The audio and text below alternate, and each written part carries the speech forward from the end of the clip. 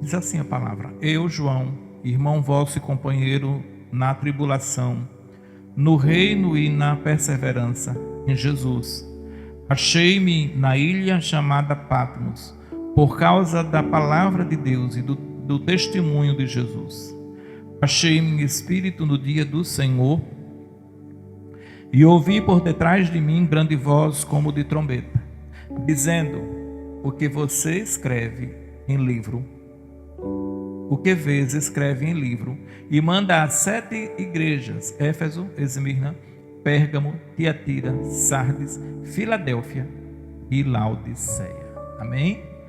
Obrigado, Deus, porque esta é a tua palavra, é a palavra do Senhor. E ela fala a nossa vida e ao nosso coração. E pedimos mais uma vez que, enquanto meditamos nesta palavra, que o Senhor fale ao nosso coração, à nossa mente, ao nosso espírito, e que saiamos daqui edificados, em nome de Jesus. Amém. Muitas pessoas evitam o livro de Apocalipse, e há quem olhe para ele com medo, imaginando que esse livro traz apenas catástrofes, ou quem o trate como um enigma cronológico indecifrável, difícil, sobre o fim do mundo. Mas a verdade é que o livro de Apocalipse não nasceu em um laboratório teológico frio, mas ele nasceu no fogo de uma profunda crise pastoral e social.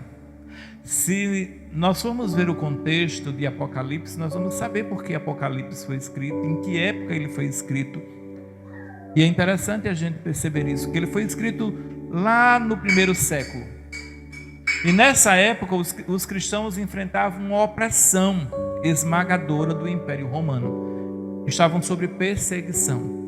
Tinha um imperador chamado Domiciano, que governava com punho de ferro, e ele perseguia os cristãos.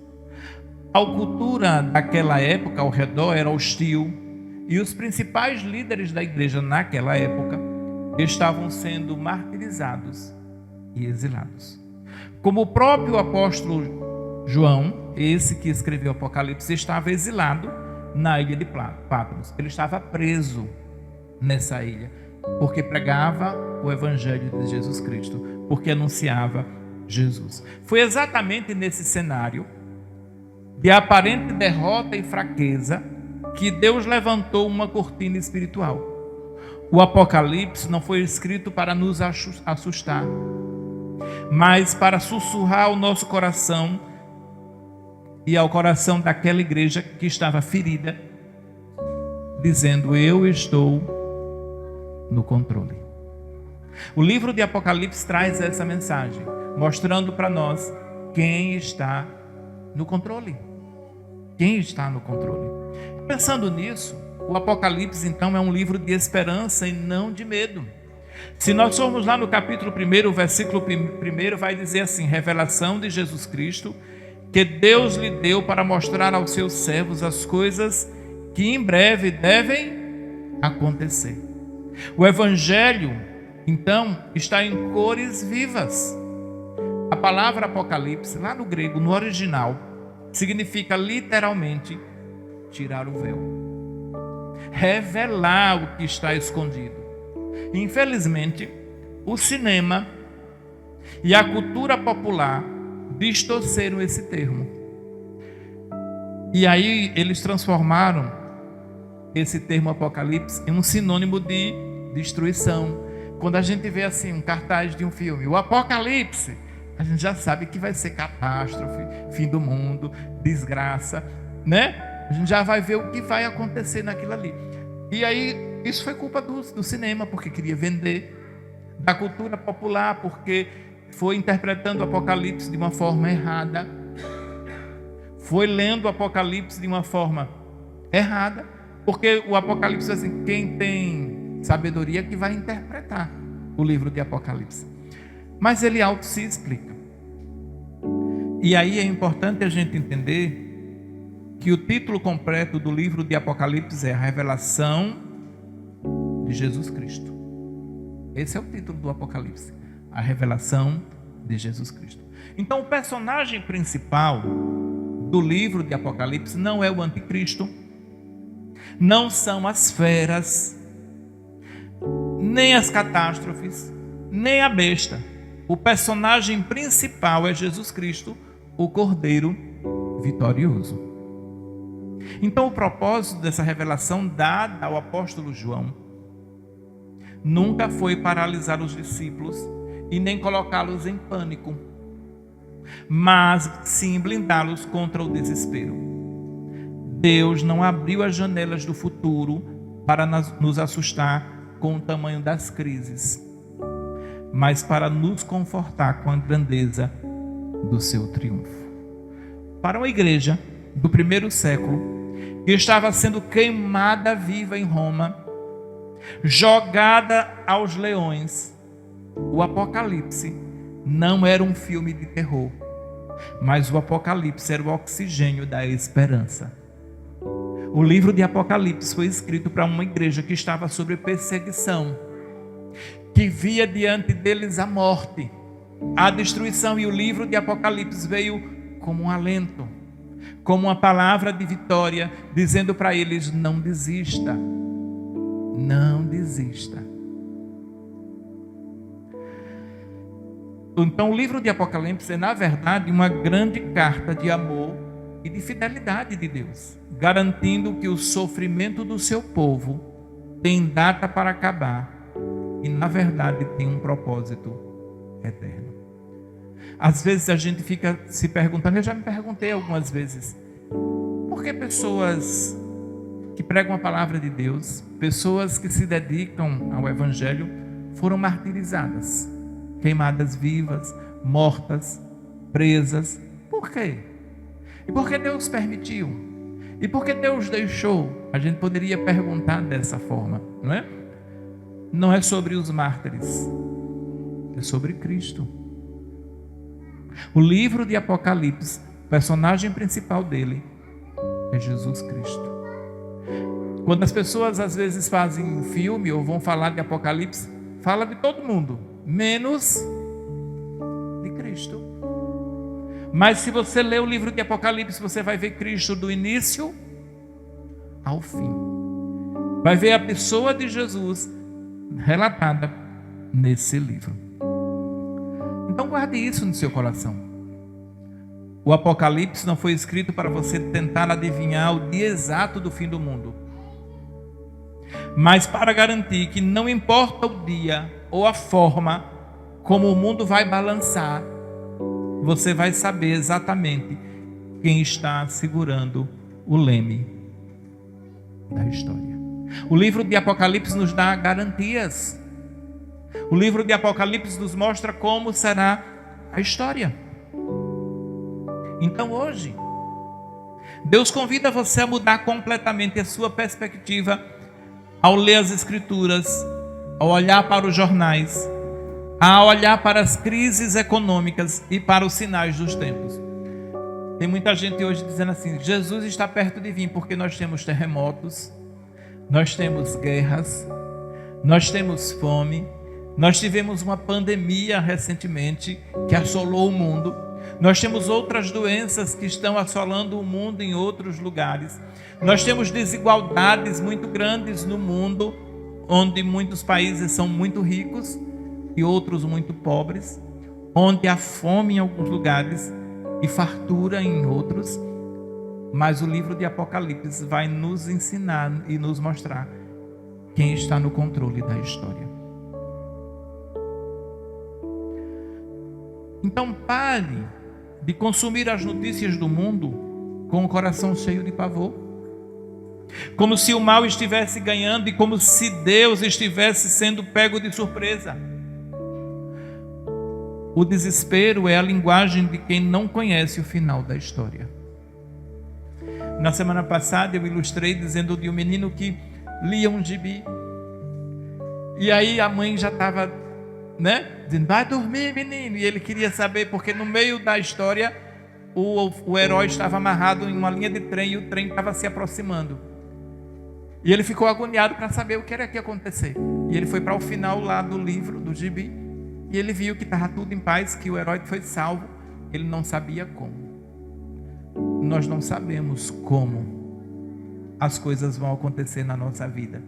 Nós não sabemos o que vai acontecer conosco amanhã, nem daqui a um mês, nem daqui a uma semana, nem daqui a um ano. Mas nós sabemos que há um Deus que cuida de nós. Há um Deus que supre as nossas necessidades. Há um Deus que está no controle da história. Então, quando você olhar para as crises globais ou pessoais, mude o foco. Ao invés de perguntar o que vai ser de mim, declare: aquele que me prometeu a vitória é fiel para me preservar. Deus não garantiu uma jornada sem tempestades, mas Deus garantiu que o seu povo passará por elas e chegará em segurança ao destino final. Olhe para o futuro, não com medo do que está por vir, mas com expectativa de quem está por vir. Nós temos uma promessa de que Jesus voltará, mas nós vivemos como se ele nunca fosse voltar. Não é verdade? A gente não se prepara para esse momento, e ele pode voltar a qualquer momento, ou a nossa vida pode terminar em qualquer momento. Em qualquer momento. Essa semana nós tivemos o sepultamento da irmã Damares, uma irmã nossa, que há 6 anos estava sofrendo com Alzheimer, não lembrava mais de ninguém, mas Deus cuidou dela até o fim, e chegou a hora de Deus levá-la. Também chegará o nosso momento, se Jesus não voltar antes. E você está preparado para encontrar com Jesus? Nós às vezes ficamos com medo do que pode acontecer, uma guerra, um furacão, um terremoto, mas às vezes nós não estamos preocupados com o fim da nossa vida, da nossa jornada. Há uma vida após essa vida. A nossa alma não morre, ela volta para Deus, volta para a eternidade. E na eternidade tem 2 caminhos: céu e inferno, que são reais, e que nós não podemos colocar uma venda nos nossos olhos e dizer que todo mundo foi para o céu, ou dizer que uma pessoa foi para o inferno. Nós não sabemos o último segundo da vida daquela pessoa, como ela reagiu e o que foi que ela teve, se teve tempo ou não de falar com Deus. Mas aí o texto também nos fala uma outra coisa interessante. O livro de Apocalipse é como um tabuleiro da atenção da história. Estou falando de um tabuleiro de um jogo de xadrez. O mundo, às vezes, é como esse tabuleiro. Apocalipse 12:10 diz assim: e ouvi uma grande voz no céu que dizia: agora chegada está a salvação e a força e o reino do nosso Deus e o poder do seu Cristo, porque já o acusador dos nossos irmãos é destruído. O cenário por trás das cortinas nos fala que a história humana não é um amontoado de acasos. A história humana não é um acidente geográfico ou uma sucessão de eventos políticos sem nexo. O Apocalipse arranca a cortina do tempo e nos mostra que o mundo funciona como um tabuleiro de uma tensão histórica e espiritual constante. De um lado, o reino de Deus avança em amor, em graça, em verdade, e do outro lado, as forças rebeldes das trevas tentando paralisar a igreja. Ao longo dos séculos, essa oposição muda de roupagem, mas a essência é a mesma. O livro de Apocalipse usa figuras como falsos profetas, bestas, e principalmente ele usa a figura da Babilônia, que algumas pessoas dizem e vão interpretar e vão dizer que é tanta coisa. Só que a Bíblia mostra para a gente quem era a Babilônia lá no Antigo Testamento. E quando ela vai trazer Babilônia no Novo Testamento, em Apocalipse, tem a mesma figura, a mesma representação da Babilônia lá do Antigo Testamento. Babilônia representa o sistema mundano corrompido, sedutor, arrogante e hostil aos valores de Deus. No primeiro século, a Babilônia se vestia com a força dos imperadores romanos. Ao longo da história, ela se vestiu de ditaduras, de correntes filosóficas ateístas, de impérios econômicos. O mal sempre tenta se levantar como se fosse absoluto e invencível, fingindo que vai governar para sempre. Mas o tabuleiro nos mostra que o diabo está jogando com as peças contadas. A Babilônia tenta fazer barulho para parecer que é a dona do mundo. E quando eu estou falando de Babilônia, eu estou falando do sistema deste mundo, de todo o mundo.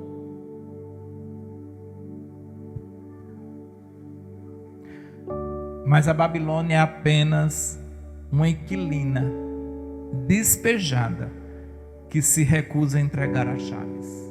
O dono do tabuleiro continua sendo Deus. O dono do mundo continua sendo Deus. O dono da vida continua sendo Deus. Compreender essa tensão histórica muda a forma como você acorda e vive a sua rotina.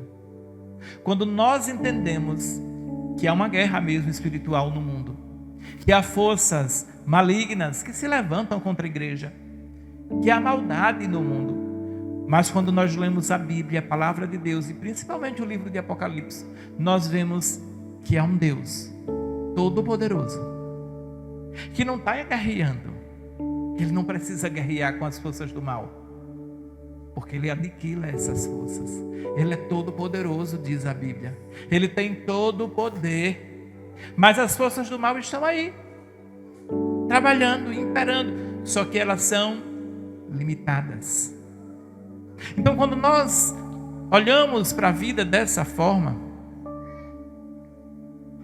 nós vamos entender que as pressões intelectuais, éticas e morais que eu e você enfrentamos não são pessoais contra você, mas elas são o eco dessa batalha milenar. Então, não se assuste com a hostilidade quando você se sentir isolado na faculdade por defender sua fé, ou quando for pressionado no trabalho a entrar num esquema de corrupção, para fazer um jeitinho, para mentir. Entenda, isso é a Babilônia tentando fazer você se curvar. Não se surpreenda se o mundo achar que o seu estilo de vida é estranho ou ultrapassado. Mantenha-se firme e mantenha-se posicionado. O objetivo do sistema mundano é ganhar você pelo cansaço, é fazer você achar que todo mundo faz, e se todo mundo faz, por que eu não posso fazer? Por que eu não posso ir? Por que eu não posso? Mas quando você entende, você percebe que ceder à cultura dominante é apostar no lado que perdeu. Seja firme em seus valores, seja excelente na sua profissão e não negocie a sua identidade do reino por aprovação temporária. Mas por fim, nós precisamos entender que a vitória já começou. E ela começou lá na cruz do Calvário, quando Cristo deu a sua vida, quando Cristo se entregou. Jesus diz assim: no mundo vocês tereis aflições, contudo, tenham bom ânimo. Eu venci o mundo. João 16:33. Apocalipse 6:2 vai dizer assim: foi-lhe dada uma coroa, e ele cavalga como vencedor, determinado a vencer. Muitas pessoas olham para o livro de Apocalipse esperando uma vitória que só vai acontecer num futuro distante. Depois de muita destruição. E aí as pessoas falam da grande tribulação, fala do milênio, fala de, não é? Fala de tanta coisa, fala que vai ter terremoto, fala que vai ter guerra, fala que... E está tudo isso acontecendo. E as coisas todas estão acontecendo, são sinais. Mas a grande chave teológica do livro é que a batalha decisiva já aconteceu. E o veredito final já foi dado. Embora a consumação pública ocorra no retorno visível de Cristo, a espinha dorsal do mal foi quebrada na cruz e na ressurreição. Quando Jesus disse está consumado, o preço foi pago, a dívida foi cancelada e a derrota da morte e das trevas foi decretada. É por isso que em Apocalipse, Jesus é apresentado como o cavaleiro do cavalo branco. E ele não sai para tentar ganhar. Ele sai vencendo e para vencer. Nós, irmãos, quando temos Jesus na nossa vida, somos vitoriosos. Porque nós estamos com alguém que é vencedor. Não tem derrota para Jesus. O diabo pode dizer que você é um derrotado. O diabo pode dizer que ele tentar lhe frustrar de todas as formas. As pessoas, a filosofia desse mundo, tudo pode querer negar, nos fazer desistir, nos fazer pensar na derrota. Mas o livro de Apocalipse nos diz que Jesus é vencedor, que ele saiu para vencer. As batalhas que a igreja enfrenta ao longo da história não são para decidir se Jesus vai ganhar ou perder. São apenas os últimos espasmos de um inimigo que sabe que o seu tempo é curto. E como ele sabe que o tempo dele é curto, o que é que ele vai fazer? Tentar levar o maior número de pessoas com ele. A vitória não é uma possibilidade, a vitória é um fato histórico e eterno, selado no túmulo vazio. O diabo tenta convencer você de que a guerra ainda está empatada. Mas o Calvário não foi um empate. Foi um checkmate. Você não luta por uma vitória, você luta a partir da vitória de Cristo. É por isso que quem está em Cristo é nova criatura. É por isso que quem está em Cristo morreu para as velhas coisas e passou a ser nova criatura. É por isso que nós somos vitoriosos em Cristo Jesus. E essa vitória quem garante para nós é Ele. Nós estamos em uma batalha e essa batalha já é vencida, já é ganha. Porque Jesus não vai lutar para perder, nem vai empatar. Nesses dias a gente teve os jogos, né? E a gente torceu tanto, né, pelo Brasil. E o Brasil foi embora, perdeu. Mas com Jesus nem tem empate e nem tem derrota. Só tem vitória. Deus estava chamando você hoje para mudar a sua mentalidade de sobrevivente para a mentalidade de herdeiro. O que é que o herdeiro tem garantido? Uma herança. O que é que nós temos garantido de Deus? A vida eterna. A vida eterna. Então rompa a mentalidade da derrota. Pare de viver como se o pecado, a culpa, o medo do amanhã e as amarras do passado tivessem autoridade legal sobre você. Se você está em Cristo, elas não têm. Se você está em Cristo, a folha de antecedentes que te condenava foi cravada na cruz. O acusador perdeu o direito de propriedade sobre a sua vida.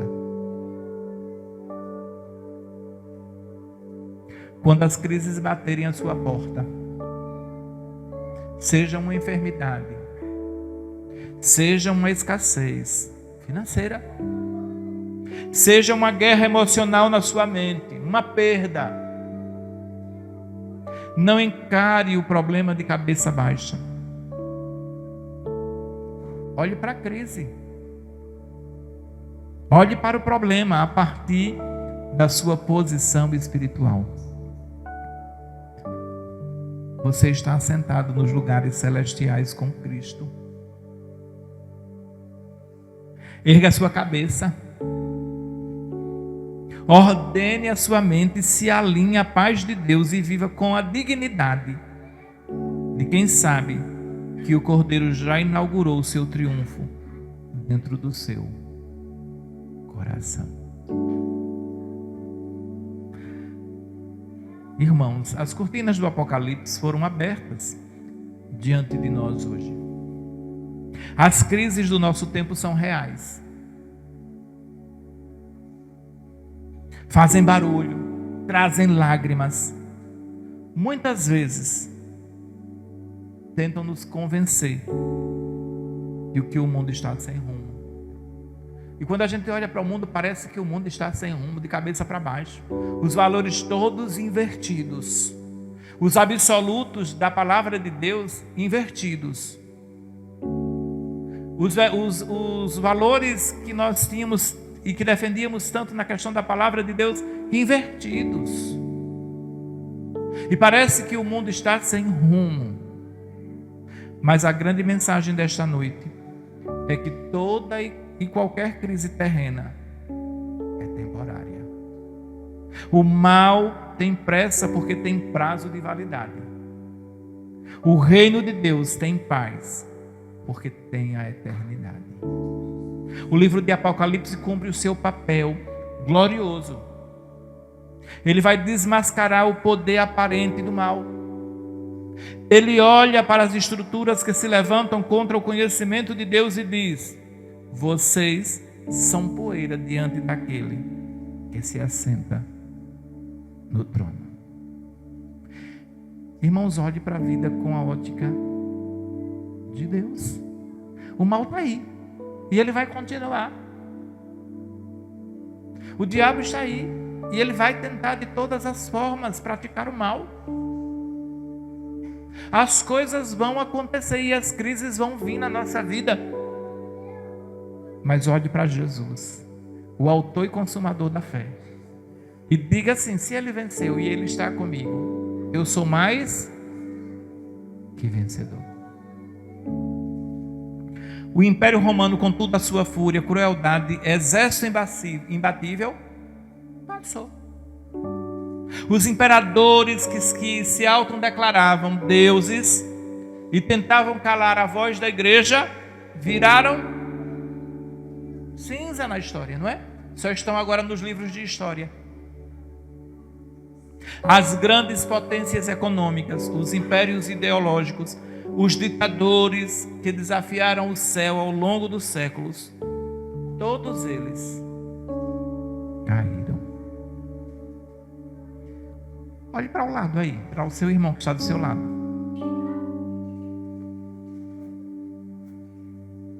Agora olhe para a Bíblia que está na sua mão. Isso. A palavra do Senhor permanece. A igreja do Senhor Jesus permanece viva, de pé e marchando. As portas do inferno continuam sem poder prevalecer contra ela. Portanto, saia daqui hoje com a sua cabeça erguida, porque o trono do universo não está vazio e nunca esteve em disputa.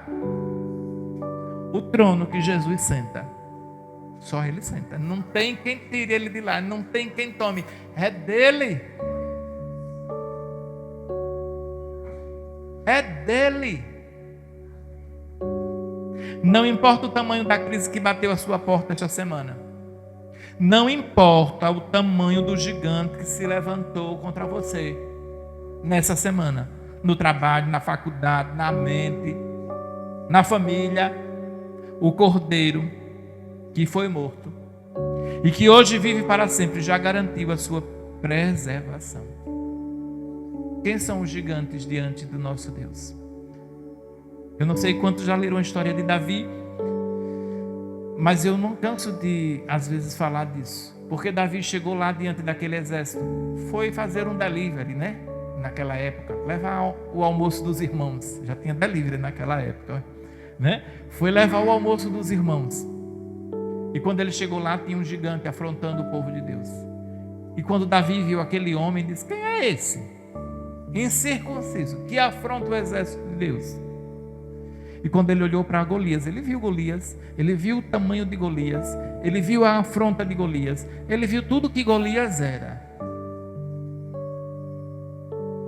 Mas ele viu alguém que era maior que Golias. Nós não somos o povo do pânico, mas nós somos o povo da esperança. Não tememos o futuro, porque o dono do futuro caminha conosco. As potências deste mundo passarão, mas você foi selado para a eternidade. Que Deus, o Senhor, guarde o seu coração na certeza dessa vitória. Amém? Que Ele aplique a sua palavra à nossa vida e ao nosso coração.